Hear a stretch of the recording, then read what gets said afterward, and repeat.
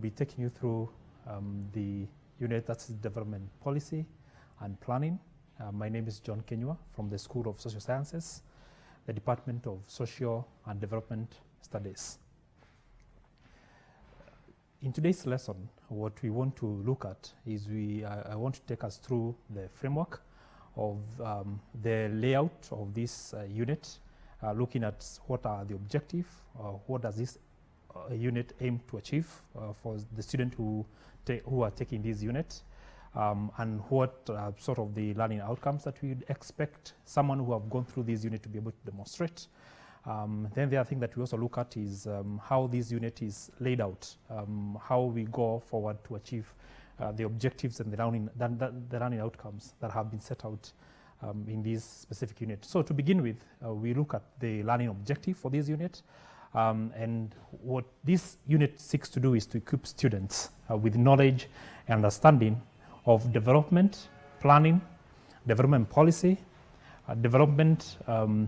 policy development, implementation and evaluation of development plans and or policies. We also aiming, or this unit also aims to equip the students who are taking the unit with an overview of the nature, the scope and the focus of development planning in developing countries. Because as you understand, is that the term itself, development, evolved as a consequence of the other development, or that the very fact that some of the countries after we had the Second World War, some of the countries were perceived to be less developed and others developed, and so the concept of development and the focus of this specific development planning and policy is majorly focuses on countries that are perceived that they still have some gap that they still need to cover for them to be perceived to have been able to realize development that is well balanced and that covers every single individual without anyone being left behind. And so as the last point of the focus of this unit, where we talk about scope and the focus being within the specifics of developing countries. So a lot of bias will be laid towards what we refer to as the developing countries. So in this unit, a student who have taken this unit, there are several things that would be expected that after you have gone through this unit, you should be able to demonstrate, or there are supposed to be things that you can be able to, that can distinguish someone who have gone through this unit compared to someone who have not gone through it. And these are what we would expect then to be the learning outcomes of this unit. And one of them is that by the end of this unit, you should be able to explain the concept of development policy and planning. You should also be able to describe the role of public policy in development. How does public policy address or deal with the things to do with development? Then the other thing that you should also be able to do or to demonstrate is that you should be able to explain the roles of different stakeholders that are involved in development planning and policy administration. Because as you will realize when you'll be going through this unit, is that when it comes to policy, the policy development itself, involved several or myriad of different stakeholders that are normally involved in coming up with a policy.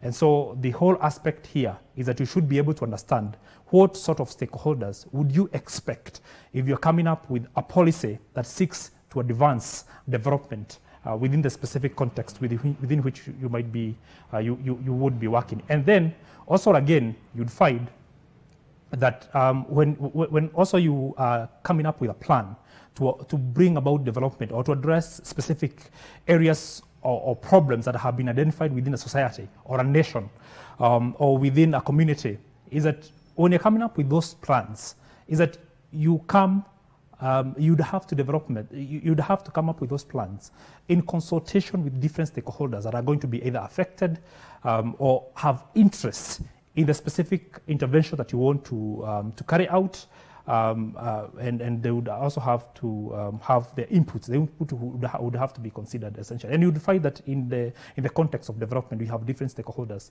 You'd have those that are going to be affected by the development. Those are probably the beneficiaries or the target beneficiaries essentially. Then you'd have people to do with those that are in the private sector who might also be affected by the intervention that you're carrying out in terms of advancing the development. You'd have the government institutions, you have the government ministries, you have the local leadership, you have the political leadership, and all these individuals are going to be involved in one way or another, both in coming up with the policy and also coming up with the development plans that you are then again going to roll out to address the problem that have been identified that are of development concern.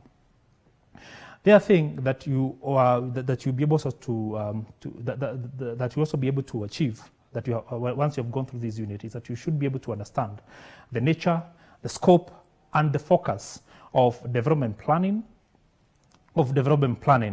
Because you define whenever you're coming up with a plan, is that it can either be addressing specific, say, a community, essentially. It might be focusing on a specific sector, say maybe the sector of education, the sector of maybe things to do with health, access to health. It could be focusing on things to do with transport and all those other different sectors. It could also be focusing on a national, things to do with the national framework, say probably things to do with improving the political space, things to do with advancing people's freedoms, and things to do with the social sector, all those different sectors. Is that you'd have development planning have different, they are different in terms of their area of focus, the nature, what they seek to address, and the scope, to what extent does it seek to address or to solve the problem that have been identified, or to support the development that that seeks to pursue. The other thing that, the other outcome that you would also be seeking to achieve going through this unit is that you should be able to describe various components of development planning, be it things to do with when it comes to decision making, being able to identify or to describe or to use the decision making, development planning, decision making models, and all those other components that are normally involved when it comes to development planning. Then lastly is that you should be able to comprehend the different problems of planning and the challenges that we are facing with development policy and planning in developing countries. Those are things that we will be able to understand as we go through this unit. And so, for us to be able to achieve then the learning objective of this unit, and also be able to realize the learning outcome, is that this unit is divided into a number of sessions. It's delivered through 14 sessions. If it's what we refer to as lectures, spanning maybe within 14 weeks, at least a session covering every session covering at least 3 hours. And in this session, I will be taking us through all the sessions that are normally covered within this unit, and that's what you would be looking at. And the first session that we'd have, or the lesson that we'd have, is we'll be looking at the introduction to development planning and policy. And under this session, is what we'll be looking at is basically it's introducing you to what this unit is all about. Being able to look at, say, definition of terms, the basic terms that we have within this unit, things to do with looking at delving a little bit deeper into what we mean by development policy and what we mean by development planning, because you will realize that in as much as we call this unit development planning and policy, these are two distinct things. Development planning and development policy are two distinct things. While else, there is an interlink or a relationship between the two. There is a way that they are able to support each other, because you cannot have development planning if you don't have a development policy, essentially. But in essence, both of them are distinct in their own ways, but still related in terms of their focus and what they aim to achieve, both of them, essentially. Then we'll also be looking at things to do with the planning objectives. Why do you plan? And what do you aim to achieve? And what sort of objectives do you seek to pursue in the different sort of development plans that you come up with? And we also be looking at things to do with the differences in terms of the focus of the development plan that you come up with. Are you seeking, is a plan that you have aiming to achieve or set out with long-term objectives, or is it short-term? And when you talk about long-term, I think to do with what you might look at, maybe what we have like the Vision 2030, which focuses, which the goals that we aim to achieve with that is that we aim to realize the goals set out there by the year 2030. But then in between you'd find that we have short-term planning that maybe take place maybe within 5 years, like what we have currently with the current government, where they have what they're calling the Agenda 5, the Agenda 4, which the government seeks to achieve maybe within the next 4 years, which is in itself is short term, but it is embedded within a larger planning framework, which is supposed to be realized within by the year 2030 in the Kenyan context.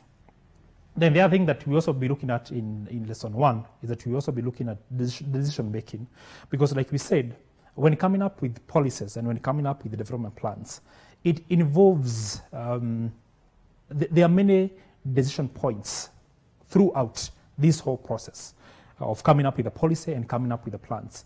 And so to aid, and not only decision points, but we also have different stakeholders and different forces and different interests that seeks to advance their own cause and their own interest. And so this decision, for you to be able to be effective when it comes to making some of these decisions, is that they have developed certain tools and models that you can be able to employ, because you'd find different decisions require different models, and even within different models you have different tools that you can be able to use when making some of those decisions. So we also be looking at decision making, what sort of models exists when it comes to making decisions. If you're coming up with a policy, if you're coming up with a development plan, what sort of models exist out there, and which one is best suited to address the concerns that you have at the moment when you're coming up with a policy or when you're coming up with the development plan, essentially. Then from there we move to our session 2 or our lesson 2, and in this case then we'll be looking at the evolution of public policy. Now, it is important to maybe to explain that development policy itself is a public policy, and especially if that policy has been developed by the government agencies or within the government agencies and adopted within the government framework in itself, then it becomes a public policy. But then you also find that not all public policies are development policies per se. And as we go through the unit, you come to see the difference between what we refer to as a public policy and what we refer to as a development policy, and how you can be able to distinguish between the two. And so you cannot, it's not possible to divorce development policy from public policy. And so when you be looking at the evolution of development policy and how they have changed over time, we'll be looking at that in the context of the evolution of public policy, because in this case we'll be looking at it from the context of a national framework. But then that's not to say that we don't have development policies that exist within institutions and organizations and even NGOs, because you'd find, and especially what we refer to as most of the individuals that most of the organizations that we refer to as development partners. For them, you also find that they do have policies, and these policies are development policies, maybe focusing on areas that they are more interested in advancing development. But in this case, then we're looking at the evolution of development policy and public policy in the context of a national or a government-led initiative or government-guided or with the government involvement within the whole policy development and adoption framework. Then, after we have looked at the evolution, seen how it has changed over time, and what we have currently, then we also go on forward to look at policy making. Now, policy making involves a number of things. We'll be looking at the roles of public policy in development, how public policy, in essence, differs slightly with development policy, and what role does it seek to achieve or to carry out. Then we also be looking at the government decision-making process, and especially, like we said, that this one will be looking at it in the context of a government framework, or a government-led or a government-involved policy making process. And when it comes to government, you find that we have different sources that either propose, initiate, or get to adopt the different policies that you come up with, development policies that you come up with. And in this case, then you'll be looking at all those different players that we have in terms of when it comes to coming up, or when it comes to developing or coming up with a policy. We'll be looking at all those different players. We'll be looking at maybe when it comes to the executive, the role of the executive. We'll be looking at also at the bureaucracy. We'll also be looking at the legislature. We'll also be looking at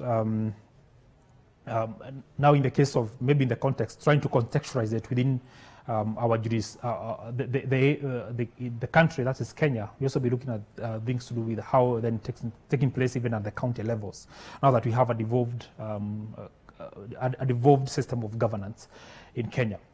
Then we also be looking at the different approaches when it comes to policy formulation, and we have different modes or approaches when it comes to the kind of policy that you want to come up with or to end up with.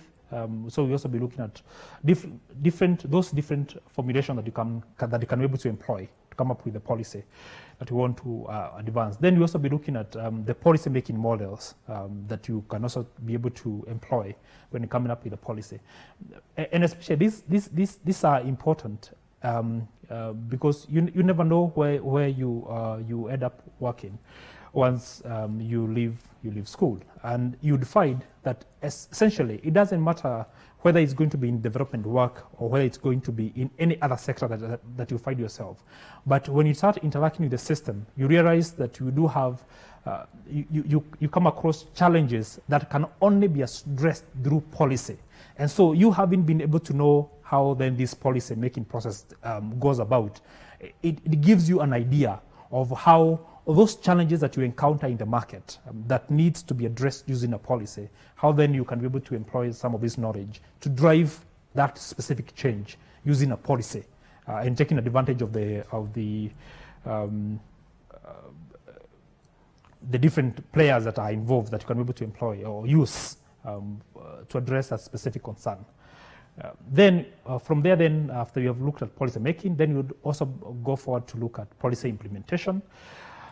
In this case, you'll be looking at the processes of policy implementation, because it's not only important for you to come up with a very good policy, maybe things to do with addressing access to health, or access to education, or access to clean water, or coming up with the policies to addressing some of those concerns. Having a very good policy is a good thing, but then the most important thing when it comes to policy is that it should not only be good and properly formulated, but also it should be implemented, because that's the only way that you'll be able to achieve the impact or the intended goals of the objectives of that specific policy. So in this case, then you'll be looking at different processes of policy implementation. We'll also be looking at the approaches and the methods, how you go about implementing the policy. And then we'll also be looking at different factors that influence the formulation and implementation of the policies. And you'd find that when you're implementing it, you have you would have in different contexts it being contextualized.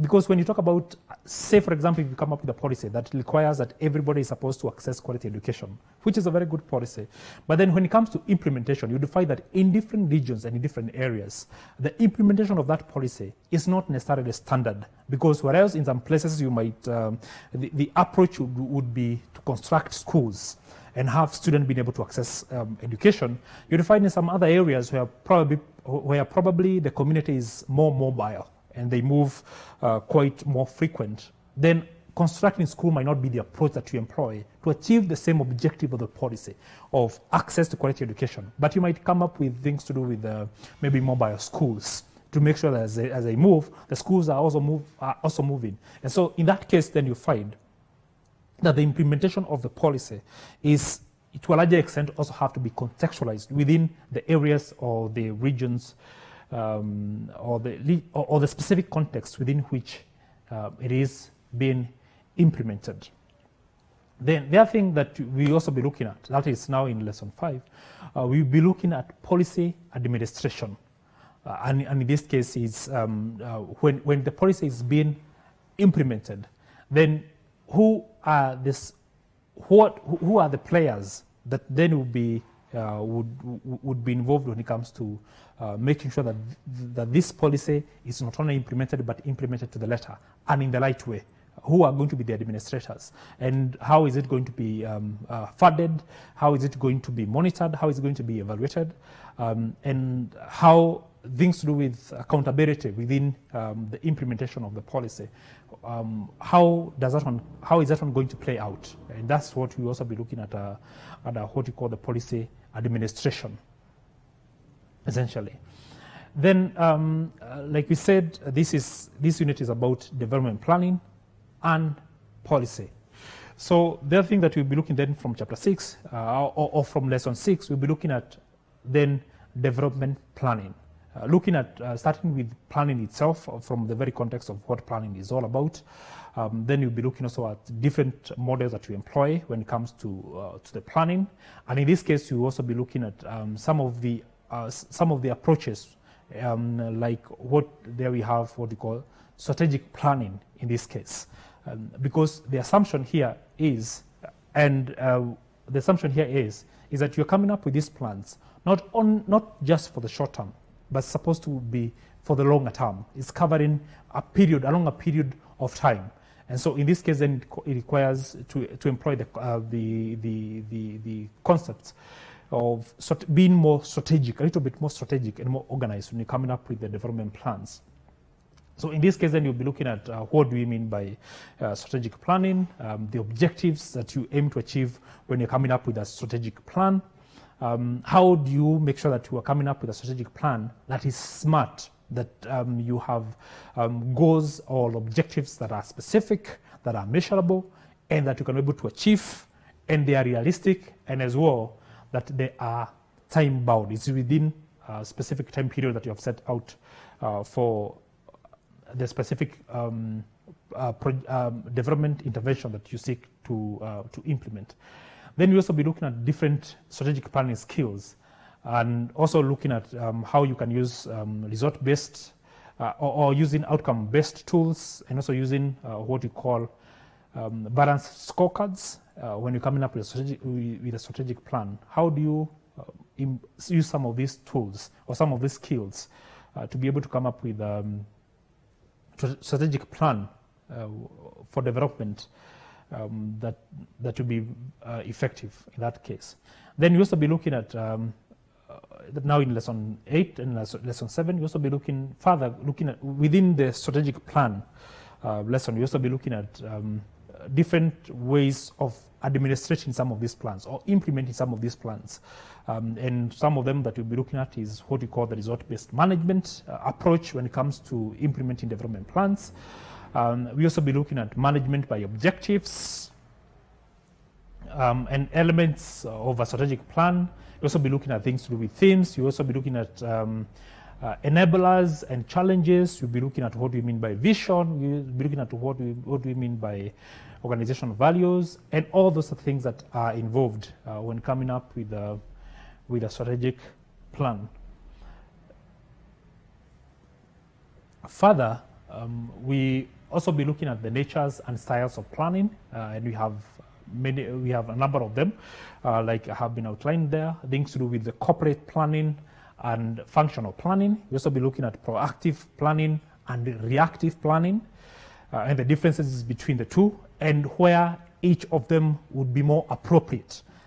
Because you'll find it's not a question of which one is better than the other. It's a question of which one is most suited for which in which environment and in under which circumstances or within which context. Which one is more? Which one would you go for more? Then you also be looking at things to do with the formal and informal planning. And like we said, none of them is would normally be perceived to be more advantageous compared to the other one. But it's more of a question of which one do you use, where, and when. And you find that in some cases, it's not a question of either or. It's a question of having one, and within it you have elements of the other. So you can have, in one you have elements of the proactive planning, but then within it you'd find that in some cases when it comes, in some planning within the proactive, you have some level of reactiveness, essentially. And so it's there's that relationship that you'll be able to bring out when you be diving deeper into this unit. Then we'll go on to look at different planning models that we have that one can be able to employ when you're coming up with a development plan. And in this case, we'll be looking at some of the models that are a little bit more generic, have been conventionally used for a longer period of time. We have others, including practical planning models, where you are more focusing on specific issues that exist, as opposed to perceived, as opposed to perceived or what you foresee in the future, essentially. And then we also have what you call the rational planning models that you can also be able to employ. You'll also be looking at the production planning models, and then the models of optimizing economic development. Then we also be moving on to look at development plans and policy evaluations, because like we said, it's not so much a question of just coming up with very nice development plans or coming up with very nice development policy.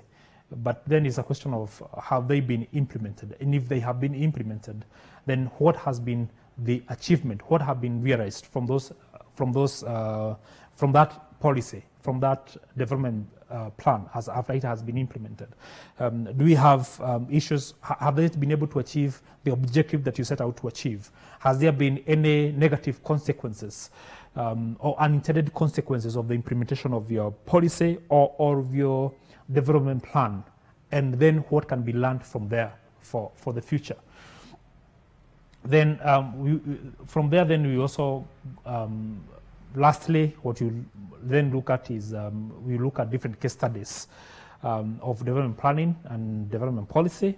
And in this case, we'll be looking at also organization. We'll be looking at organizations that are involved when coming up or within the context of development. We'll also be looking at the government agencies. We'll be looking at issues to do with poverty reduction strategies, papers that we have that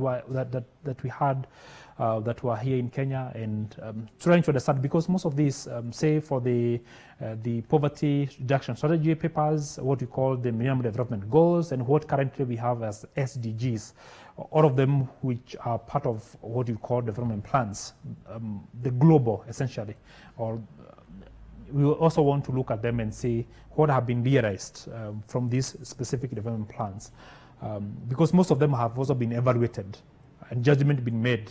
Then we might also want to look at some of those others, and we also be covering others that we also be able to pick out within class, and when you have the class discussions and assignments, then you'll be able to pick up other development plans and projects that have been developed or even implemented, and looking at what were they able to achieve.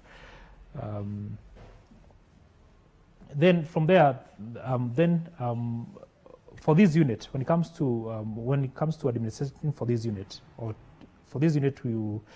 the teaching will be through instructions. We'll be having lectures like we're having right now. We also be having We also have what you call the group discussions. You're given assignments and you go do your own research as a group and come and make presentations and have them in class and to everybody else. And then we also do, like what we said, looking at different case studies to understand or to strengthen the understanding of what development policy and planning is all about. Then for this unit, when it comes to assessment, we do have what you have assignments that will give you 15%, and then you have continuous assessment tests. In this case, for the assignment, is work that you be given a problem, and then you go and do your own research, do what you call the semester papers, and then for the continuous assessment test, is more of a sitting similitude of an exam, but only earning you maybe 15%. And then you have what you call the main exam, which if you'll be able to earn 70% from it. And the pass mark for this unit is 40%, but of course you should aim to score way much higher than that. Then we have several recommended books for this unit, and these are books that you can be able to go through or even be able to find them in the libraries, that you can be able to use to refer to the things that you have covered in this unit. The book, there we have the economic analysis of policy by William. Then you can also look at the book by a hard book by public policy analysis for public policy analysis. That is theory, looking at theory, politics, and methods by Gerard. The other book that you can also look at is the book by Lon on analyzing public discourse analysis in making of public policy. Then you can also look at the book by King on strategic planning and policy, and the book on strategic planning for local government, practical management series by Gordon. And that's the head of our session. Thank you. These televised lectures supplement our robust online learning going on our MKU online platform. You can view more on our televised lectures via our online platform. We are in a digital era, and Mount Kenya University knows this. The following are the steps to follow so as to complete your online application. Download the application form from the website www.mku.ac.ke. Attach copies of your academic certificates and ID. Pay the application fees via M-Pesa pay bill number 270988. Your ID is the account number. 2,000 shillings is the charge for a postgraduate. You can also deposit in the bank accounts provided on the website. Then email all the above to apply@mku.ac.ke.